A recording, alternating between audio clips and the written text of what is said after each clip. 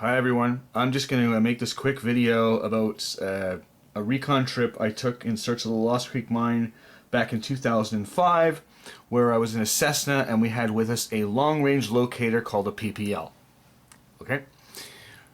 So our Cessna flight started from Pitt Meadows and we flew immediately towards Terra Rosa Glacier, and particularly this part of Terra Rosa Glacier in here, which I was 90% sure gold bearing and containing Stuart Brown's gold, okay, at the time, or something. We set this PPL up in the Cessna. It's like kind of like a dowsing rod almost. What it does is when you point it, it tugs. When it picks up a gold target, it pulls, and you keep going in the direction that it pulls, okay? And when you reach the gold, the PPL will fold across your chest, marking where the target is. So we have this thing in the Cessna, and the investor, I'll call him, has it. And he's in the front seat. It's at the Terra Rosa because you can see it off in the distance. And as soon as he does, the PPL starts to pull. And as we're getting closer to the Terra Rosa Glacier, it pulls even harder. And as we get closer to this place, I'm thinking any second the PPL is going to fold across the guy and it's going to be the location. Of course it would. But as we fly over here in the Cessna with the PPL still pulling, we come up, blast up over the ridge, up over the lake. Follow my mouse, that's the Cessna. Over the lake, the PPL is not crossing the guy. It is not picking up its final target in this area. It has picking up a stronger target. Mouse, we're headed in the direction of the upper stave, which is here. This is like the upper stave. And we're going over here. And I'm thinking, well, it's going to go over the glacier towards the Donna Screen location.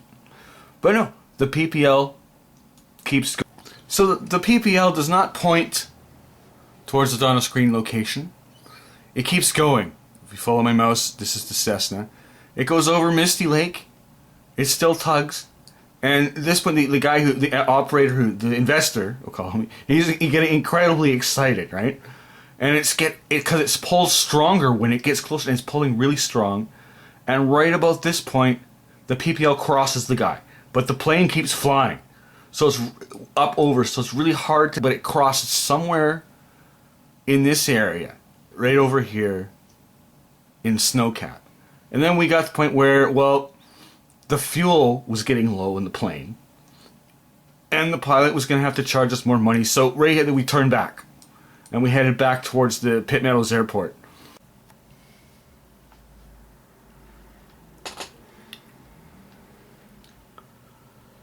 So after my Cessna Recon trip with the investor and his PPL Long Range Locator, I, of course, started to study Google Earth, where it's did its crossover over his chest and locating the gold target. And back then, Google Earth wasn't, the quality was okay. Closely here, as Google Earth stands today, you can see a quartz vein running down the rock right there. There's another piece of quartz here. And this, you've got this squiggly piece of quartz here, and then it continues over here, right? Now, that on Google Earth, that doesn't look that impressive. It doesn't look impressive on Google Earth as it is today. However, this is what the same spot on Google Earth looked like in 2013. So before 2014, this is what the same area on Google Earth used to look like. You can see the snake-like quartz. You can see it on the other shot of Google Earth here.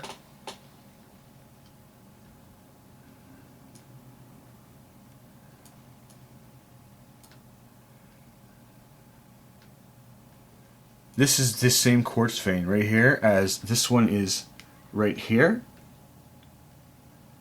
And if you look down, you've got this sort of area.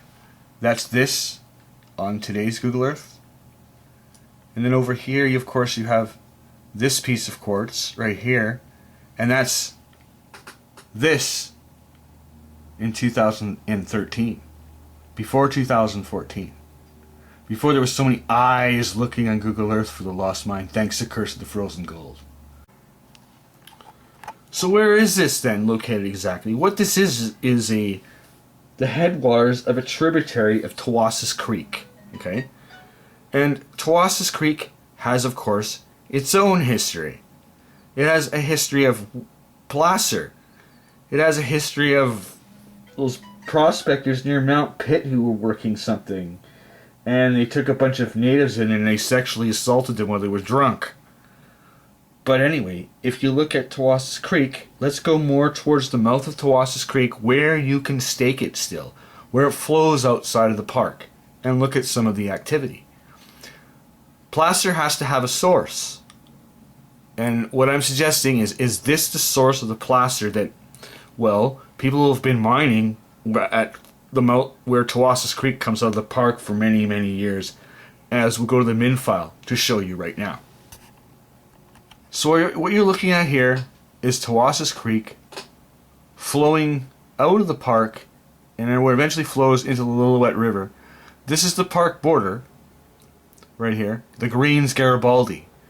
And all these numbers right here are current. There's a current claim on it, but all these numbers are 10-year numbers through the past people who have owned it, of the area. So, intense interest. And right here as well. And their placer claims. Staking Tawassus Creek. Now, the locations that we looked at on Google Earth are the headwaters of a tributary that flow into Tawassus Creek.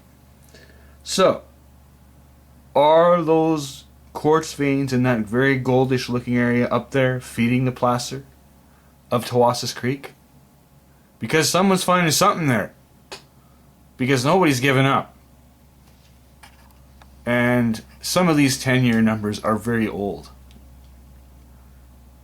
526,